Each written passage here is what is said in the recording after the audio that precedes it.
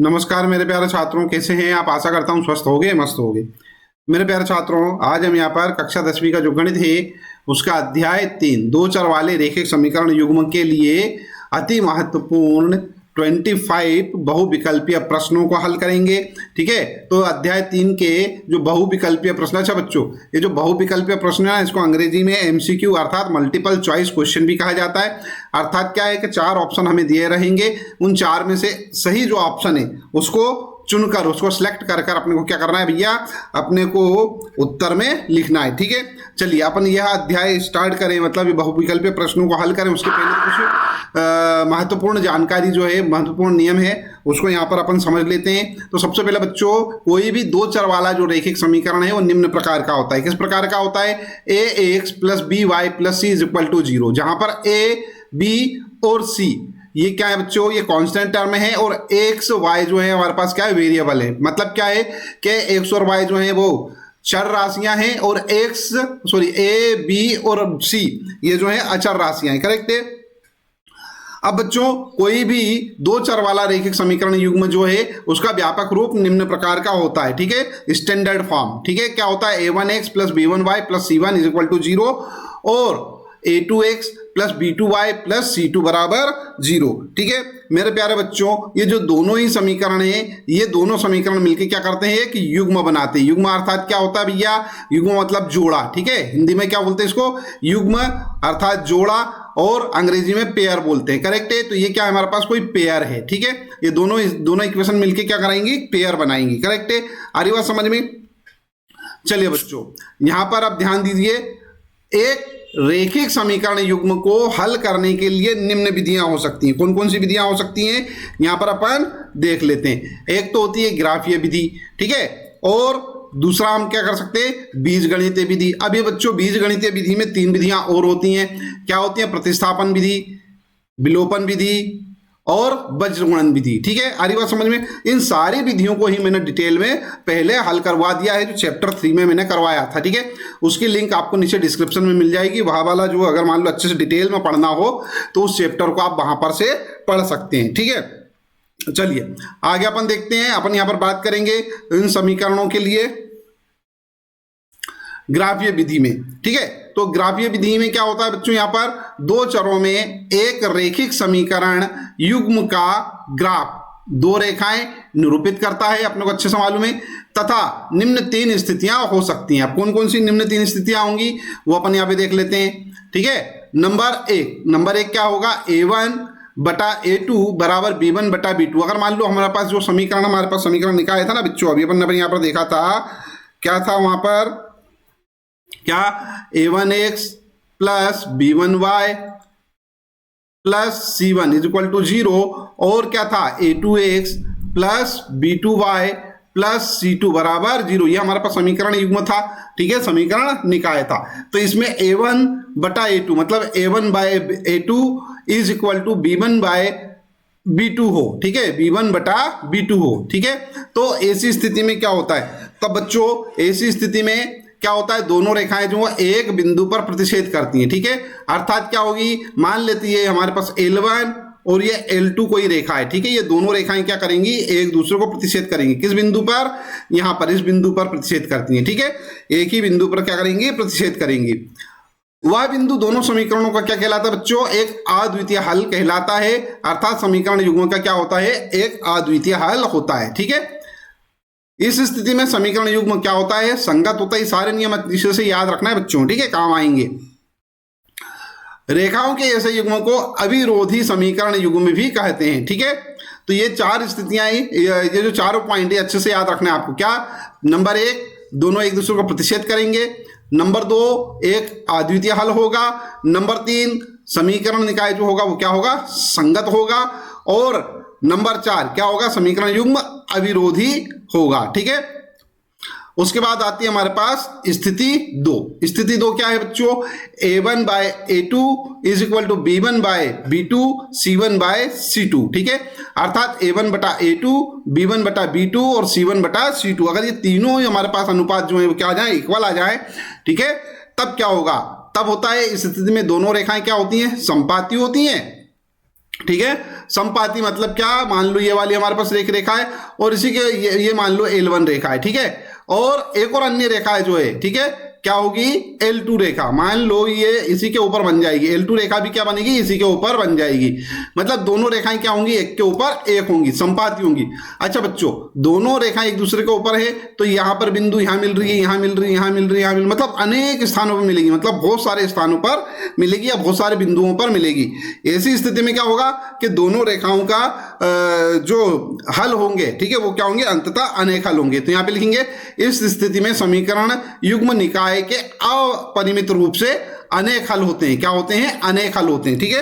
अपन इसको अंततः अनेक हल भी बोल सकते हैं, ठीक है, बहुत सारे हल बोल सकते हैं, है ना। इस स्थिति में समीकरण युग्म क्या होता है, आश्रित संगत होता है, ठीक है, संगत होता है। देखो बच्चों, पहला वाला भी जो संगत था, पहली स्थिति थी वो भी संगत थी, ये वाली भी संगत है, लेकिन इसमें क्या है, आश्रित संगत है, ठीक है।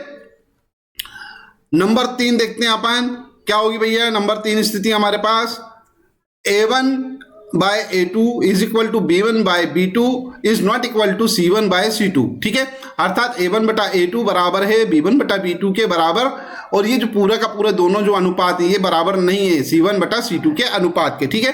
तो ये तीसरी स्थिति हो गई। इस स्थिति में क्या होता है, इस स्थिति में दोनों रेखाएं क्या होती हैं, समांतर होती है। समांतर होती है मतलब क्या, जैसे मान लो ये L1 और ये मान लो L2 में, दोनों रेखाएं क्या होंगी बच्चों, समांतर होंगी। अर्थात दोनों भी कभी दूसरे का एक दूसरे को प्रतिच्छेद नहीं करेंगी, ठीक है ना।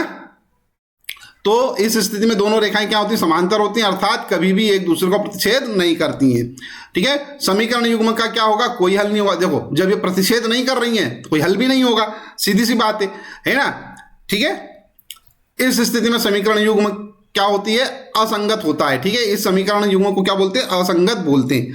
अरे बात समझ में बच्चों। अच्छा, इतना होने के बाद बच्चों अपन डायरेक्ट यहाँ पर स्टार्ट करने जा रहे हैं बहुविकल्पीय प्रश्नों को हल करना, ठीक है। तो सबसे पहले नंबर 1 देख लेते हैं अपन। नंबर 1, निम्नलिखित में से दो चरों में रेखिक समीकरण है। मैंने बता ही दिया था आपको, दो चरों में जो रेखिक समीकरण होता है वो किस फॉर्म का होता है, ax plus by plus C is equal to zero के फॉर्म का होता है। जीरा बोल दिया भैया मैंने, जीरा नहीं बोलना है, जीरो के फॉर्म का होता है, ठीक है। तो शून्य के फॉर्म का होता है ना। तो ax प्लस by प्लस सी, इस फॉर्म का कौन सा दिख रहा है भैया, देखो यहाँ पर, ये तो भैया हमारे पास क्या हो गई, वर्ग समीकरण हो गई, ठीक है, या द्विघात समीकरण हो गई, क्योंकि इसकी अधिकतम घात कितनी है, 2 है। यहाँ पर भी अधिकतम घात कितनी है, 2 है, तो द्विघातीय समीकरण। यहाँ पर भी अधिकतम घात कितनी है, 2 है, तो द्विघातीय समीकरण। यहाँ पर घात 1 दिखाई दे रही है, ठीक है, और चर भी 2 है, एक चर ये रहा, एक चर ये रहा, 2 चर हो गए, x और y, ठीक है। मैंने बताया भी था आपको चर, ठीक है। तो ये 2 चर हो गए, है ना। तो ये 2 चरों में क्या है, एक समीकरण है ना, जो कि क्या है, रेखीय समीकरण। तो आंसर डी हमारा क्या होगा, सही होगा। यहां पर अपन क्या लिखेंगे, उत्तर लिख सकते हैं अपन, क्या भैया, उत्तर लिखेंगे अपन डी इज करेक्ट, ठीक है। क्या 5x plus 6y is equal to 7, ये आपको ऐसा परीक्षा में लिख के आना है, इतना करेक्ट है। इसी प्रकार लिख के आएंगे तो आप पूरे नंबर मिलेंगे। दूसरा क्वेश्चन अपन देख लेते हैं, क्या दे रखा है, यदि a1 by a2 is not equal to b1 by b2, तो रेखिक समीकरण युग्म a1x plus b1 y plus c1 is equal to 0 तथा a2x plus b2y plus c2 बराबर 0 का क्या होगा, एक अद्वितीय हल होगा। अब भी हल बताया ही था मैंने आपको, नियम जो अपन स्टार्टिंग में पढ़े थे ना, ठीक है। तो क्या होगा, इसका एक अद्वितीय हल होगा, ठीक है। तो यहाँ पर उत्तर हमारा क्या हो जाएगा, उत्तर जो है हमारा ए ऑप्शन जो है हमारा करेक्ट है, ठीक है। ये बाकी का ये लिख देंगे अपन वापस से। प्रश्न 3, a1 बाय a2 बराबर b1 by b2 is not equal to c1 by c2। ये तीसरी स्थिति बन रही है बच्चों, अपन ने जो भी स्थितियां पढ़ी थी ना, ठीक है, उन स्थितियों में ये तीसरी स्थिति थी। तीसरी स्थिति में क्या था कि कोई हल नहीं होंगे, है ना, और दोनों क्या होंगी, समांतर रेखाएं होंगी। तो यहां पर देखो क्या दे रखा है, यदि a1 by a2 b1 by b2 बराबर नहीं है c1 बाय c2, तो रेखीय समीकरण युग्म के, ठीक है, दोनों का क्या होगा, एक अद्वितीय हल होगा। नहीं, ये तो पहली वाली स्थिति का होता है, कोई हल नहीं होगा, ठीक है। दूसरी स्थिति का बिल्कुल सही है। तो आंसर बी हमारा जो है वो यहां पर सही होने वाला है। तो उत्तर लिख देते हैं अपन यहां पर, उत्तर क्या लिखेंगे अपन, ऑप्शन बी इज करेक्ट, ठीक है। चौथा, A1 बाय A2 बराबर B1 बाय B2 बराबर C1 बाय C2, अर्थात तीनों ही बराबर दे दिए बच्चों। तो ये दूसरी स्थिति बन रही है हमारी। तो रेखिक समीकरण युग्म A1x plus B1 by plus C1 is equal to 0 तथा A2x plus B2 by plus C2 बराबर 0 का क्या होगा, एक अद्वितीय हल होगा, कोई हल नहीं होगा, अंततः अनेक हल होंगे। यही मैंने बताया था आपको, ठीक है। ये हमारे पास ऑप्शन सी क्या होगा, इसका करेक्ट होगा। तो यहां पे लिख देंगे अपन उत्तर, ठीक है, सी, अंततः अनेक हल होंगे। उसके बाद आते हैं अपन प्रश्न क्रमांक 5 पर। रेखिक समीकरण युग्म A1x plus B1 by plus C1 is equal to 0 तथा A2x plus B2 by plus C2 is equal to 0 का एक अद्वितीय हल होने की शर्त है। देखो, अद्वितीय हल होने की शर्त है। अद्वितीय हल कब होता है, अपने को मालूम है क्या, जब A1 बटा A2 is not equal to हो B1 बटा B2 के, ठीक है, अपने को मालूम है स्थिति नंबर 1। तो ये ए ऑप्शन हमारा क्या होने वाला है, करेक्ट होने वाला है। तो यहां पर उत्तर लिख देंगे अपन, ठीक है, उत्तर ए इज करेक्ट, ठीक है।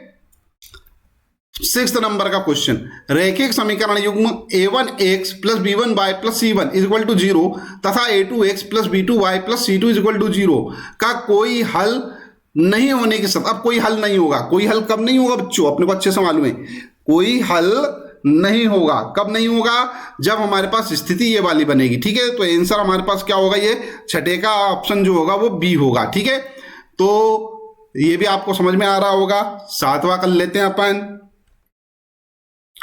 रेखिक समीकरण युग्म A1x plus B1 by plus C1 is equal to 0 तथा A2x plus B2 by plus C2 बराबर 0 के अनंत, अंततः अनेक हल होना चाहिए, अंततः नहीं लिख पाए होंगे ये, अनेक हल होने की शर्त है। क्या है भैया, अंततः अनेक हल कब होते हैं, जब तीनों ही अनुपात क्या हो, बराबर हो। अपने को अच्छे से मालूम है, जब तीनों ही अनुपात क्या होते हैं, बराबर होते हैं, तो ऐसे समीकरण निकाय का क्या होता है, अंततः अनेक हल होते हैं। तो उत्तर सी हमारा सही होगा, ठीक है। यहां पे लिख देता हूं मैं उत्तर सी इज करेक्ट। करेक्ट ऑप्शन जो सी हमारा वो सही होगा, है ना। आई होप अभी तक मैंने आपको जितना भी बताया है, जितना भी समझाया है, वो अच्छे से समझ में आ गया होगा। मेरे प्यारे बच्चों, अगर आपने अभी तक वीडियो को लाइक नहीं किया है तो प्लीज प्लीज प्लीज कृपया लाइक कर दीजिए, ठीक है। साथ ही साथ में जो बच्चे अभी नए हैं, जिन्होंने अभी तक चैनल सब्सक्राइब नहीं किया है, वो चैनल सब्सक्राइब कर लीजिए प्लीज, ठीक है। चलिए अपन आगे बढ़ते हैं क्वेश्चन नंबर 8 की ओर। तो भैया क्वेश्चन नंबर क्या है, युगपद, ठीक है।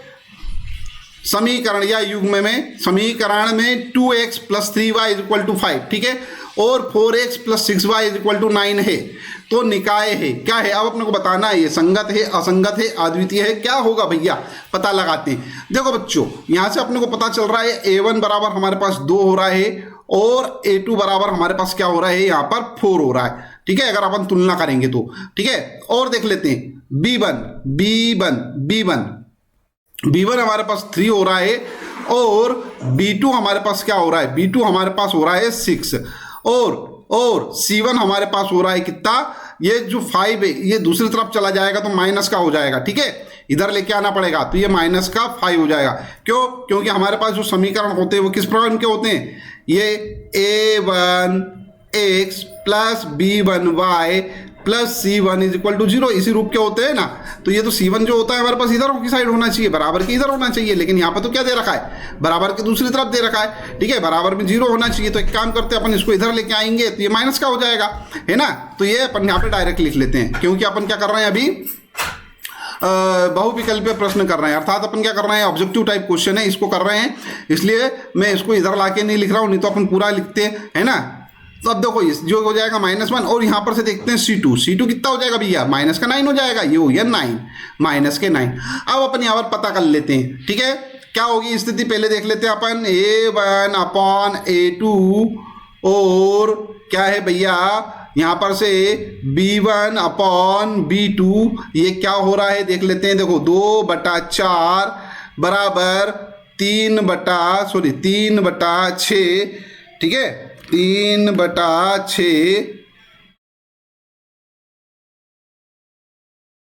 अब अपन इसको अगर काटते हैं तो 3 एकम 3, 3 दूना 6, क्या आ रहा है, और इसको काटते हैं अपन तो 1 और ये आ रहा है हमारे पास 2, तो 1/2, ये तो दोनों बराबर आ रहे हैं भैया, है ना। अब ये वाला मान देख लेते हैं, ये बराबर है कि नहीं, तो नहीं है ये, है ना, ये नहीं कटेगा। तो ये क्या हो जाएगा ये हमारे पास, देखो A1/A2 बराबर आ रहा है B1 बटा B2 के, लेकिन ये जो है ये बराबर नहीं है C1 बटा C2 के। करेक्ट है। C1 बटा C2 का मान क्या आ रहा है हमारे पास, -5 अपॉन -9, मतलब माइनस से माइनस कैंसिल हो जाएगा, 5 बटा 9 आएगा।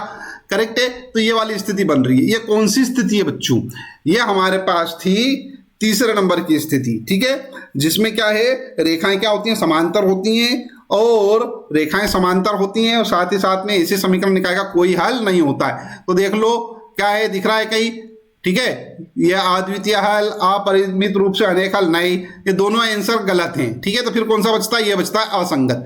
ठीक है, असंगत। तो इसका उत्तर हमारे पास 8वें का जो है ऑप्शन ए सही होगा। ठीक है, यहां पे लिख सकते हैं अपन उत्तर क्या, ए। ठीक है, असंगत, असंगत। ठीक है, आ रही बात समझ में। चलिए अब नौवा प्रश्न हल करते हैं अपन। क्या है नौवा प्रश्न, समीकरण युग्म x + 2y + 5 बराबर 0 तथा -3x - 6y + 1 = 0 के हल हैं। ठीक है, इनके हल अपने को देखना है, दोनों के हल क्या है। तो बच्चों सबसे पहले तो एक काम करते हैं, ये यहाँ पर हमारे पास समीकरण है x + 2y + 5 = 0। दूसरा समीकरण है हमारे पास क्या, -3x - 6y + 1 = 0। ठीक है, हम एक काम करते हैं, ये वाला जो समीकरण है इसमें अपन क्या करते हैं, ऊपर वाले समीकरण में 3 का गुणा करके यहां पर लिख लेते हैं। ठीक है, ये वाले समीकरण में अपन क्या करते हैं, 3 का गुणा करते हैं और क्या करते हैं, यहां पर नीचे लिख लेते हैं। ठीक है, और दोनों को क्या करेंगे, जोड़ देंगे। देखो 3 का गुणा यहां करेंगे तो हो जाएगा हमारे पास क्या, 3x, और 3 का गुणा यहां कर रहे हैं अपन तो हो जाएगा +6y, और बताओ यहां पर 3 का ही गुणा करते, 3 पंजे 15 + 15 = हो जाएगा हमारे पास 0। देखो अब इनको जोड़ेंगे तो यहां पे से तो ये कैंसिल हो जाएगा, ये भी कैंसिल हो जाएगा। क्या बच रहा, 16 बराबर 0। एक बात बताओ मेरे को, ये 16 बराबर 0 आ रहा है, क्या ये संभव है क्या कभी भी? ठीक है, 16 बराबर 0 के आ सकता है क्या, कभी नहीं आ सकता है। इसका क्या मतलब है, इसका ये मतलब है कि इस समीकरण का कोई भी हल ज्ञात नहीं किया जा सकता है। तो अपन यहां पे लिखेंगे कोई भी हल नहीं है। ठीक है, एक तो तरीका ये हो गया। दूसरा तरीका हमारे को वही अच्छे से मालूम है, क्या, a1 बटा a2 का मान निकाल लो। क्या आ रहा भैया, यहां पर से 1 है, a2 क्या है, -3 है। उसके बाद निकालते हैं अपन b1 बटा b2। देख लो b1 बटा b2 क्या है भैया, 2 और -6, तो ये आ जाएगा 2 बटे में -6।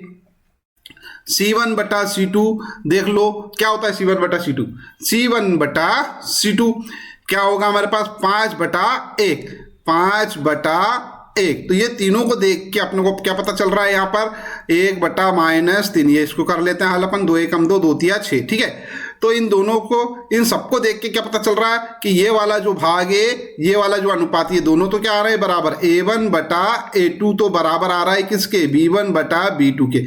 परंतु C1 बटा C2 जो है वो बराबर नहीं है। तो C1 बटा C2 is not equal to other ratios. ठीक है, मतलब जो है ये जो दूसरे जो अनुपात है उनके बराबर नहीं आ रहा है। और अपने को मालूम है ये स्थिति क्या बन रही है बच्चों, हमारे पास तीसरा नंबर की स्थिति बन रही है जिसमें कोई भी हल नहीं होता है। तो ये हमारे पास आंसर सी होगा। तो ये 2 तरीके मैंने यहाँ पर बता दिए, इन दोनों में से किसी भी तरीके से आप चाहो तो हल कर सकते हो। ठीक है, ये वाला जो तरीका है ये काफी छोटा तरीका है, फटाक से हमारा को पता चल जाता है क्या हो सकता है क्या नहीं हो सकता है ना। चलिए आगे बढ़ते हैं अपन 10वें प्रश्न की ओर। 10वां प्रश्न क्या है, 2 चर में 2 एक घातीय समीकरणों का ग्राफ यदि प्रतिच्छेद रेखाएं हो तो हलों की संख्या है। देखो बच्चों मैंने बताया था आपको, जब भी 2 रेखाएं एक दूसरे को प्रतिच्छेद करती हैं तो ऐसी स्थिति में क्या होता है, समीकरण निकाय का एक अद्वितीय हल होता है। ठीक है, एक क्या होता है, अद्वितीय हल। ठीक है, या अब देखो इसमें कहीं दिख रहा है क्या एक अद्वितीय हल, इसके तो अनंत हल बहुत सारे, इनमें कोई नहीं कोई हल नहीं। ठीक है, क्या होगा, सिर्फ एक हल, एक हल, सिर्फ एक हल, मतलब अद्वितीय हल, इसके जैसा कोई हल ना हो। तो इसका क्या मतलब है, सिर्फ एक हल। तो यहां पर क्या होगा, उत्तर हमारा ए इज करेक्ट। ठीक है, नेक्स्ट क्वेश्चन है क्वेश्चन नंबर 11। यदि दो चर में दो रेखिक समीकरणों के हल अनंत हो, ठीक है, तो उनके आलेख होंगे। देखो बच्चों, अनंत हल, अनंत मतलब क्या होगा, अंततः अनेक हल हो, मतलब बहुत सारे हल हो, है ना। तो अनंत हल होने की स्थिति में क्या होता है कि जो दोनों रेखाएं हैं वो एक के ऊपर एक होती हैं, अर्थात रेखाएं क्या होती है, संपाती होती है। तो इनमें देख लो संपाती रेखा वाला ऑप्शन कौन सा है, ये है। तो उत्तर हमारा क्या हो जाएगा, उत्तर हमारा जो है उस सी नंबर का ऑप्शन करेक्ट हो जाएगा। ठीक है, आगे बढ़ते हैं क्वेश्चन नंबर 12 की तरफ। एक रैखिक समीकरण का घात होगा, एक रैखिक समीकरण का घात जो है बच्चों एक होता है। ठीक है, आ रही बात समझ में। द्विघातीय समीकरण क्या होता है, इसके घात 2 होती है। ठीक है, तो उत्तर हमारा यहां पर क्या होगा, सी होगा। तो 12वें का जो आंसर हमारे पास क्या है, वो सही उत्तर जो है वो सी है। अच्छा मेरे प्यारे बच्चों, फिर रिक्वेस्ट करूंगा मैं काई की वीडियो को लाइक करने की। ठीक है, तो वीडियो को लाइक कर दीजिए, है ना, और चैनल सब्सक्राइब ना किया हो तो चैनल भी सब्सक्राइब कर लीजिए। ठीक है, अपन बढ़ते हैं आगे प्रश्न की ओर। प्रश्न क्रमांक 13 देखते हैं। प्रश्न क्रमांक 13 क्या है, के किस मान के लिए समीकरण, दो समीकरण दे रखी है, संपाती होंगी। तो एक काम करो, यहां लिख लेता हूं मैं x प्लस काय को लिखते हैं, चलो मत लिखो, डायरेक्ट लिख लेंगे अपन। ठीक है, इसको हटाओ। देखो बच्चों, संपाती रेखाओं के लिए क्या होता है, संपाती रेखाएं क्या होंगी, जब क्या हो, a1 बटा a2 बराबर हो b1 बटा b2 के, और ये बराबर हो c1 बटा c2 के, तब रेखाएं क्या होती हैं, संपाती होती हैं। ठीक है ना। तो संपाती रेखाओं के लिए अपने को दे रखा है, तो देखो a1 बटा a2 देख लेते हैं। a1 क्या है, x का सगुणांक, x का सगुणांक क्या है, x का coefficient, the coefficient of x is 1, तो ये लिखिया अपन ने 1। a2 क्या है, दूसरा वाला जो समीकरण है उसके x का सगुणांक, तो ये हो गया 2। ठीक है, बराबर, देखो बच्चों, देखो 2 बटा k, ठीक है, b1, ये b1 हो जाएगा, और ये क्या हो जाएगा, ये हो जाएगा b2। तो लिख लेते हैं अपन क्या, 2 बटा k। ठीक है, अब यहां पर हमारे पास है c1 बटा c2। ठीक है, यहां पर क्या, 7 बटा 14 करेक्ट है। किसी को भी एक को बराबर रख लो, आप चाहो इसको रख लो या इसको रख लो, किसी को भी रख लो। ठीक है, अपन एक काम करते हैं, ये वाला हिस्सा बराबर रख लेते हैं। ठीक है, तो क्या हो जाएगा, 2 बटा के बराबर 7 बटा 14, या फिर यहां पर हो जाएगा हमारे पास 2 बटा के बराबर क्या हो जाएगा, 1 बटा 2, है ना, 7 दूनी 14।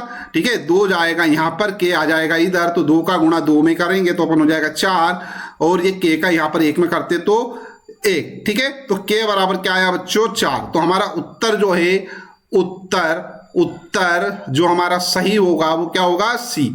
ठीक है, 4, है ना।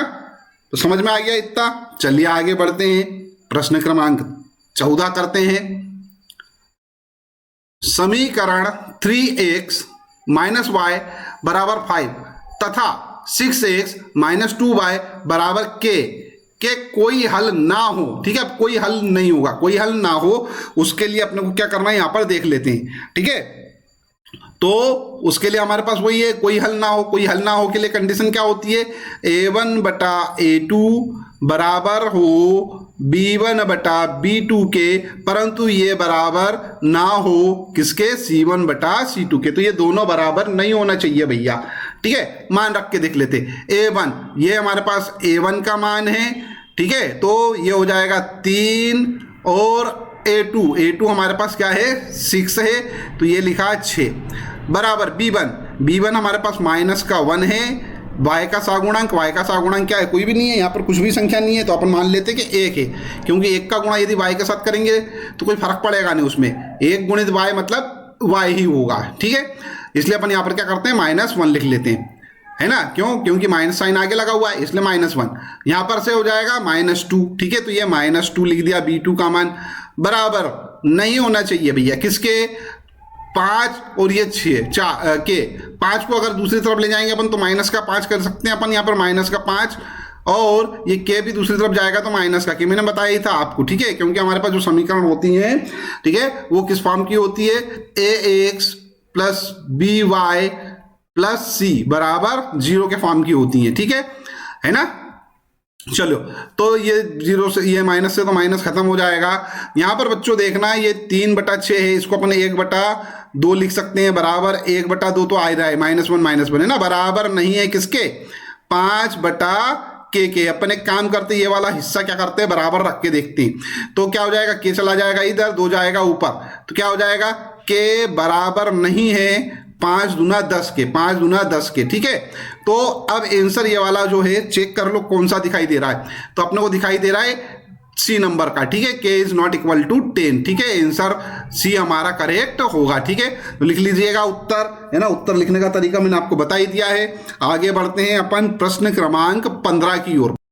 प्रश्न क्रमांक 15 क्या है हमारे पास, 2x + 3y = 11 और 2x - 4y = -24 का हल है। एक काम करते हैं, इन दोनों इक्वेशनों को मैं यहाँ पर लिख लेता हूं, ठीक है, क्या 2x + 3y बराबर 11 और दूसरा जो समीकरण है वो क्या है, 2x - 4y = -24। एक काम करते हैं, ऊपर वाले समीकरण में से नीचे वाले समीकरण को घटाकर यहां पर लिख लेते हैं, ठीक है। क्या होगा बच्चों, एक काम करो, इसको बोल देते हैं अपन समीकरण 1 और इसको बोल देते हैं समीकरण 2।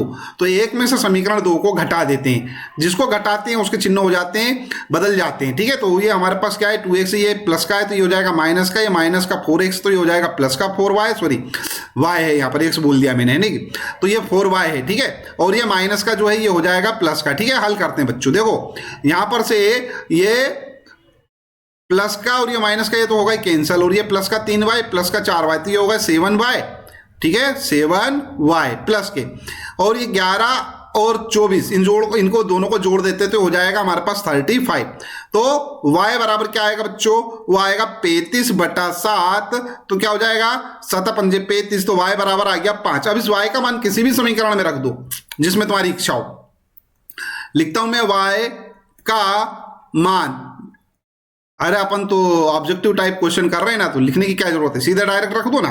क्या है 2x, ठीक है, यहां पर लिखते हैं 2x प्लस, यहां पे रखेंगे अपन y का मान 5, तो हो जाएगा 3 × 5 बराबर में क्या है 11, ठीक है। क्या हो जाएगा 2x और प्लस 3 पंजे 15, ये हो गए 15 बराबर में 11, 15 जाएगा उधर तो ये हो जाएगा 2x बराबर 11 - 15, तो हो जाएगा बच्चों x बराबर, देखो 11 में से 15 घटा रहे हैं तो आएगा 4 माइनस की, ठीक है ना। हाँ, और बटे में आ जाएगा हमारे पास कितना 2, तो ये 2 से इसको कैंसिल करेंगे तो आ जाएगा -2, तो क्या आ रहा है भैया, x बराबर -2 और y बराबर 5 हमारे पास ऑलरेडी आया है, तो ये वाला आंसर हमारा सही है। देख लो किसमें दिख रहा है, यहां पर देखो ये डी नंबर का ऑप्शन सही दिख रहा है अपने को, ठीक है, -2 और 5, ठीक है। तो यहां पे लिख देंगे अपन उत्तर डी इज करेक्ट है। क्वेश्चन नंबर 16 देखते हैं अपन। समीकरण निकाय a1x + b1y + c1 = 0 और a2x + b2y + c2 बराबर 0 का एक अद्वितीय हल होगा। देखो बच्चों, अद्वितीय हल होने के लिए कंडीशन है क्या, a1/a2 is not equal to b1/b2, correct है। अब देख लो जो भी स्थितियां दिख रही हो, देख लो तीनों स्थितियों में किस में दिख रहा है, a1/a2 बराबर, ये तो बराबर है, नहीं चलेगा, a1/a2 बराबर c1 नहीं, ये भी नहीं चलेगा, ठीक है, a1/a2 बराबर b1/b2, ठीक है, ये वाला आंसर सही है हमारा पास, सी नंबर का ऑप्शन। तो ये जो ऑप्शन सी है हमारा सही है, ठीक है। उत्तर लिख देंगे भैया अपन सी, ठीक है ना। लाइक तो कर ही दिया होगा, नहीं करा होगा तो कर लो, मजा आएगा लाइक करने में। चलो आगे बढ़ते हैं। 17, ठीक है, समीकरण x + 2y = 9 में यदि x बराबर 5 हो तो y का मान ज्ञात करो। बड़ा अच्छा सा काम है, ये तो बहुत ही आसान सा प्रश्न है, इसके जैसा आसान तो हो ही नहीं सकता। ये वाला जो इक्वेशन है ना, इसमें x की जगह 5 लिख दो, तो लिख देता हूं मैं, ये जो x है ना, ये लिखा मैंने 5 प्लस का 2y बराबर में कितना है 9, ये 9, ठीक है। y का मान निकाल लेंगे, 5 जाएगा इधर, तो क्या हो जाएगा 2y बराबर 9 - 5, क्या हो जाएगा y बराबर 9 में से 5 गए, 9 में से 5 गए बचे 4 और बटे में आ गया 2, ये यहाँ पाला। ठीक है, आंसर आएगा 2 नंबर का 2 आंसर हमारा सही है। तो 17वें का जो आंसर है वो क्या होगा हमारे पास, क्वेश्चन बी ऑप्शन जो है वो सही होगा, करेक्ट है। आगे बढ़ते हैं 18 क्वेश्चन नंबर 18। दो रैखिक समीकरणों के आलेख प्रतिच्छेदी रेखाएं, अब प्रतिच्छेदी रेखाएं होंगी, ठीक है, तब रैखिक समीकरण युग्म का क्या होगा, एक हल होगा। देखो प्रतिच्छेदी रेखाएं हैं, है ना, सीधी सी बात है। आलेख कैसा बन रहा है, आलेख मतलब ग्राफ कैसा बनेगा, प्रतिच्छेदी रेखाओं का बनेगा, मतलब एक दूसरे को क्या करेंगी, ये प्रतिच्छेद करेंगी। जब प्रतिच्छेद करेंगी तो सीधी सी बात है समीकरण निकाय का क्या होगा, एक हल होगा। ठीक है, अगला नंबर देख लेते हैं। दो रैखिक समीकरणों के आलेख समांतर रेखाएं हैं, तब रैखिक समीकरण का युग्म होगा। अच्छा, समांतर रेखाएं कब होती हैं भैया, दो रेखाएं समांतर होती हैं जब क्या हो, उनका कोई भी हल नहीं होगा। देखो ये दो रेखाएं समांतर हैं, अर्थात क्या हो रही है, दोनों कभी भी एक दूसरे को प्रतिच्छेद नहीं कर रही हैं। जब एक दूसरे को प्रतिच्छेद ही नहीं कर रही हैं तो कोई हल भी नहीं होगा इसका। ठीक है, तो ऐसी स्थिति में क्या होगा, कोई हल नहीं होगा। तो 19 का जो ऑप्शन हमारे पास होगा वो ए आंसर सही होगा। ठीक है, 20 नंबर क्या है, 20 नंबर, यदि इकाई का अंक x तथा दहाई का अंक y हो तो दो अंकों वाली संख्या होगी। ठीक है, लिख लेते हैं। देखो बच्चों, ये मान लेते हैं हमारे पास इकाई का अंक जो है वो क्या दे रखा है भैया, x दे रखा है, और हमारे पास जो दहाई का अंक दे रखा है वो क्या दे रखा है भैया, y दे रखा है। ठीक है, अपने को अच्छे से मालूम है कि सपोज मान लो यहाँ पर क्या लिखते हैं, जैसे अगर मान लो यहाँ पर अगर मैं लिखता हूँ 26, तो ये 26 में क्या है हमारे पास, ये तो हो गया इकाई का अंक और ये हो गया हमारे पास क्या, दहाई का अंक। ठीक है, इस 26 को मैं इस प्रकार भी लिख सकता हूँ क्या, 20 + 6। ठीक है, अर्थात इस वाले जो नंबर है इसको मैं इस प्रकार लिख सकता हूं, 2 × 10 और प्लस में लिख देता हूं मैं 6। मतलब क्या हो रहा है, ये हो रहा है हमारे पास दहाई का अंक और ये हो रहा है हमारे पास क्या, इकाई का अंक। देखो ये दहाई का अंक और ये इकाई का अंक, करेक्ट है।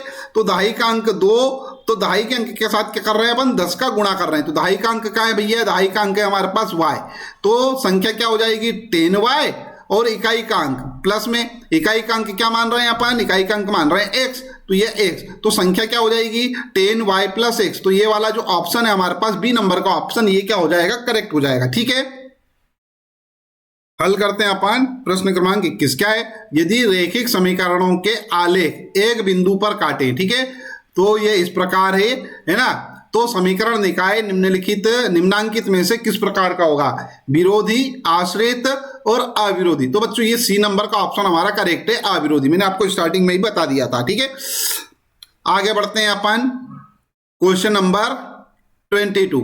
यदि रैखिक समीकरणों का युग्म संगत है, ठीक है, संगत है, तब उनके द्वारा निरूपित रेखाएं कैसी होती हैं। तो समांतर होती हैं, हमेशा प्रतिच्छेदी होती हैं, प्रतिच्छेदी या संपाती, हमेशा संपाती। तो देखो बच्चों जो संगत हैं, ठीक है, संगत वाले में क्या होता है, प्रतिच्छेदी या संपाती, दो में से कुछ भी हो सकता है। तो बी, ये इसका जो ऑप्शन है ये क्या होगा, सी होगा। ठीक है, आ रही बात समझ में। जो हमारे पास क्वेश्चन नंबर 22 है उसका ऑप्शन क्या हो जाएगा, सी सही होगा। ठीक है, अपने को अच्छे से मालूम है क्या कि हमारे पास क्या होता है, a1/a2 बराबर ना हो b1/b2 के, ये तो ये पहली स्थिति बनती है ना। और इस पहली स्थिति में क्या होता है, पहली स्थिति में हमारे पास क्या होती है, जो रेखाएं हैं ये क्या होती हैं, प्रतिच्छेदी होती हैं। ठीक है, दूसरी स्थिति होती है हमारे पास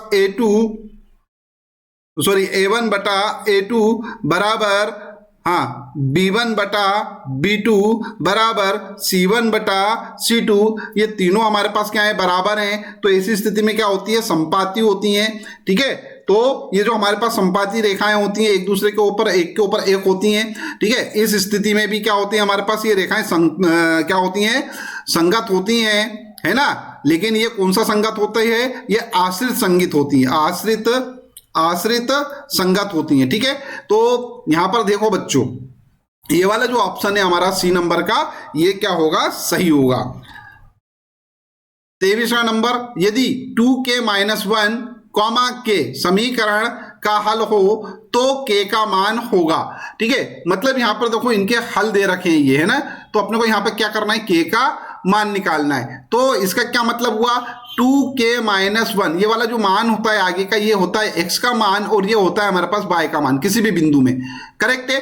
तो इसका क्या मतलब है कि 2k-1 जो है वो 10x के बराबर होगा, मतलब x के बराबर होगा, ठीक है।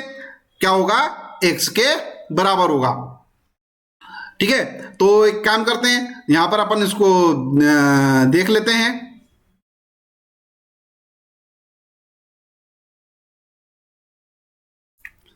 तो अपन इसको हल करेंगे तो क्या आएगा, यहां पर देखो ये 10x है, ये लिखा मैंने 10x minus 9y is equal to 12, मान रख दो 10।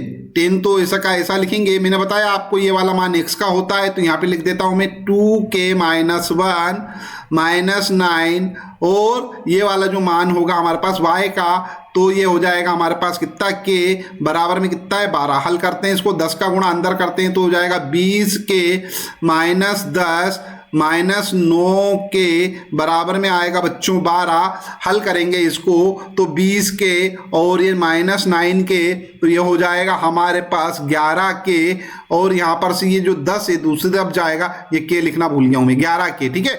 20 के में से 9 के गए तो 11 के, 10 को मैं दूसरी तरफ पहुंचा देता हूं तो क्या हो जाएगा 12 प्लस 10 हो जाएगा, तो क्या आ जाएगा 11 के बराबर 12 और 10 हो जाएंगे हमारे पास 22, तो के बराबर क्या आएगा 22/11, तो 11 एकम 11, 11 दूना 22, तो के बराबर क्या आ जाएगा बच्चों, के बराबर आ जाएगा 2। उत्तर हमारा जो है, उत्तर हमारा जो है वो क्या होगा, बी नंबर का ऑप्शन इज करेक्ट होगा, जो कि 2 है, करेक्ट है। तो यहाँ पे तक तो मैंने, मुझे लगता है आपको समझ में आ गए होंगे सारे प्रश्न, है ना। चलिए अपन आगे बढ़ते हैं प्रश्न क्रमांक 24 पर। यदि समीकरण kx माइनस 5y बराबर 2 तथा 6x प्लस 2 बराबर 7 के कोई हल ना हो तो, अच्छा कोई हल नहीं होंगे कब होंगे भैया, अपनों को अच्छे से मालूम है, कोई भी हल नहीं होगा कब, जब हमारे पास a1 बटा a2 बराबर हो b1 बटा b2 के, परंतु ये बराबर ना हो किसके, c1 बटा c2 के। ऐसी स्थिति में कोई भी हल नहीं होता है, ठीक है। तो एक काम करते हैं, मान रखते हैं, यहां पर देखो a1 तो हमारे पास k है, ये लिखा मैंने k बराबर a2 हमारे पास क्या है 6 है, ये लिखा अपन ने 6 बराबर b1 है हमारे पास माइनस का 5, ये माइनस के 5 लिख दिए मैंने, और b2 है हमारे पास प्लस का 2, ये प्लस का 2 लिख दिया है ना। बराबर में, बराबर नहीं होना चाहिए किसके, c1 बटा c2 के, तो c2 हमारे पास हो जाएगा इधर 2 आ जाएगा इस साइड में, तो हो जाएगा माइनस का 2, ये लिख देता हूं माइनस का 2, और 7 जाएगा बराबर के इधर, क्यों भैया बराबर के इधर में 0 होना चाहिए, है ना। तो 0 बनाने के लिए क्या करना पड़ेगा, 7 इधर लाना पड़ेगा, तो ये माइनस का 7 हो गया हमारे पास, ठीक है। हल करते हैं अपन। अब यहाँ पर देखो कोई सा भी एक ऑप्शन यहाँ पर जो है बराबर वाला नहीं, बराबर नहीं है वाला नहीं दिख रहा है, तो इसका क्या मतलब है कि अपने को ये वाला हिस्सा जो है इसी को क्या करना पड़ेगा, हल करना पड़ेगा, ठीक है ना। अगर यहाँ पर लिखा होता के बराबर नहीं है, ठीक है, तो अपन ये वाला इसको और इसको अपन हल कर लेते, ठीक है।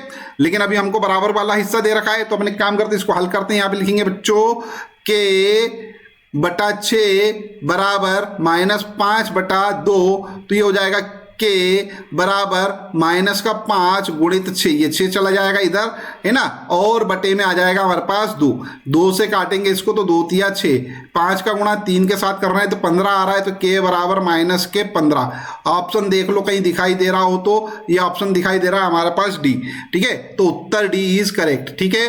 उत्तर हमारे पास क्या हो जाएगा भैया, उत्तर डी ऑप्शन करेक्ट है, ठीक है। प्रश्न क्रमांक 25 देखते हैं। 2x प्लस 3y बराबर 12 और 3r माइनस 2y बराबर 5, तब यहां पे r क्यों लिख दिया इसने, x लिखता ना यार, यहां x ही लिखना है, यहां पे r है, ठीक है, x लिख दो, ठीक है, 3x करेक्ट। हाँ क्या हो जाएगा, देखो 2x plus 3y is equal to 12, और दूसरा समीकरण क्या है, 3x प्लस सॉरी माइनस है, हाँ माइनस क्या, 2y इज इक्वल टू क्या हो गया हमारे पास 5, ठीक है। अब एक काम करते हैं, ये वाला जो हमारे पास इक्वेशन है इसमें 3 का गुणा कर देते हैं, ये वाला जो इक्वेशन है इसमें अपन क्या करते हैं 2 का गुणा कर देते हैं, ठीक है, मतलब x के सहगुणांकों को बदल के यहाँ पर लिख लेते हैं। तो जो समीकरण हमारे पास नया बन जाएगा वो क्या हो जाएगा, यहाँ पर से देखो 3 दूना 6, ये हो गया 6x प्लस 3 तिया 9, 9y बराबर 3 का गुणा 12 में करेंगे, 12 36, 36, ठीक है। और ये वाला समीकरण क्या बन जाएगा, ये वाला समीकरण बन जाएगा बच्चों क्या, 2 का गुणा यहां कर रहे हैं तो ये हो जाएगा 6x, 2 का गुणा यहां कर रहे हैं अपन y में तो हो जाएगा माइनस के 4y, ठीक है, 2 का गुणा यहां कर रहे हैं 5 में तो ये हो जाएगा हमारे पास 10। अब एक काम करो, ऊपर वाले समीकरण में से नीचे वाले समीकरण को घटा दो, ठीक है, इस समीकरण को चाहो तो 1 मान लेते हैं, समीकरण को चाहो तो 2 मान लो, ठीक है। अब यहां पर देखो इसमें से इसको घटा देते हैं तो ये माइनस का हो जाएगा, ये प्लस का हो जाएगा और ये हो जाएगा माइनस का, घटाया खत्म, ये वाला 9 और 4 हो जाएंगे 13, ये लिख दिया मैंने 13 बराबर। अब ये 36 है हमारे पास, इस 36 में से ये जो हमारे पास है 10, ठीक है, ये माइनस कर देंगे तो माइनस करेंगे तो आएगा बच्चों 26, ठीक है। तो ये हमारे पास है 13y, ठीक है, 9y प्लस 4y 13y और ये आ गया हमारे पास कितना 26। तो ये y बराबर क्या हो जाएगा 26 डिवाइडेड बाय 13, तो 13 दूना 26, y का मान क्या आया बच्चों हमारे पास 2 आया, ठीक है। इस y का मान क्या रखो, समीकरण 1 में रख दो, ठीक है। तो समीकरण 1 में यहाँ पर रखते हैं अपन तो क्या हो जाएगा 6x प्लस 9 गुणित ये जो हमारे पास y है, इस y की जगह अपन लिख देते हैं 2, ये लिख दिया 2 बराबर में आएगा हमारे पास 36। हल कर लेते हैं, हल करेंगे तो क्या आएगा 6x प्लस 9 दूनी 18, ये हो गए 18 बराबर में आएगा हमारे पास 36, ठीक है। तो क्या हो जाएगा 6x बराबर ये जो हमारे पास 36 है ये लिखा माइनस और ये हो जाएगा हमारे पास 18, ठीक है। क्या आएगा हमारे पास, ये वाले जो इक्वेशन है नीचे लिख लेता हूँ, 6x बराबर 36 में से 18 घटा रहे हैं तो अपन क्या हो जाएगा भैया 18 बचेगा हमारे पास, है ना। तो क्या बचेगा हमारे पास x बराबर हाँ बता दो क्या 18/6, ठीक है, ये 3 आएगा तो x का मान आ गया हमारे पास कितना, x का मान आ गया 3। देखो y का मान आया 2, x का मान आया 3, तो ऐसा देख लो क्या पे दिख रहा है कि हमको x बराबर 3 और y बराबर 2, हाँ आंसर सी हमारा सही दिख रहा है। तो उत्तर हमारा क्या होगा, उत्तर जो हमारा पास है वो सी नंबर का सही है, ठीक है। आई होप अभी तक मैंने जितना भी आपको समझाया है बहुत ही बढ़िया से और अच्छे से समझ में आ गया होगा। मेरे प्यारे बच्चों, जब आपको समझ में आ गया है तो वीडियो को लाइक क्यों नहीं कर देते हो, कर दो ना, लाइक कर दो। साथ ही साथ में जो भी छात्र अभी नए हैं जिन्होंने अभी तक चैनल सब्सक्राइब नहीं किया है वो चैनल सब्सक्राइब कर लो बच्चों, ठीक है, चैनल सब्सक्राइब कर लो। साथ ही साथ में नोटिफिकेशन वाला जो बेल आइकन है ना उसको प्रेस कर दीजिएगा और इस वीडियो को अपने फ्रेंड्स के साथ जरूर शेयर कीजिए जो क्लास 10th में स्टडी कर रहे हैं, ठीक है। और उनको भी बोलिएगा कि भैया चैनल को सब्सक्राइब कर लो, चैनल सब्सक्राइब करना बहुत जरूरी है, ठीक है। चलिए वीडियो देखने के लिए धन्यवाद, थैंक यू वेरी मच।